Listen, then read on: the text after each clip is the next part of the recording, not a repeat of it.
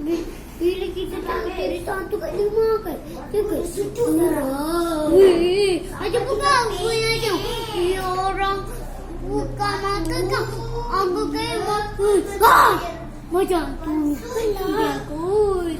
Bila aku kat rumah tu kan, terbuka. Terus masuk. Dia kot. Dia jika tapi jangan nak pergi rumah orang. Ya. Aras. Apa? Aras. Takkan orang sudah. Aras.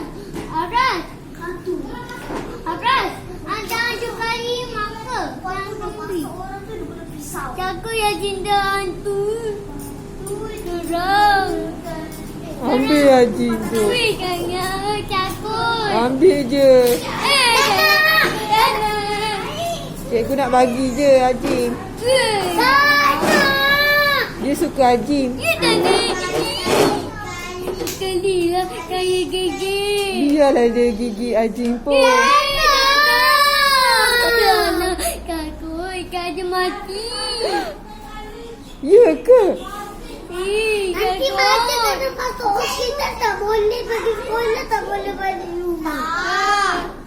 Nak balik rumah, jangan yang pergi rumah tu. Tak nak pergi rumah tu. Takut ya. Rumah nasi. Aku kerang. Apa sih? Apa?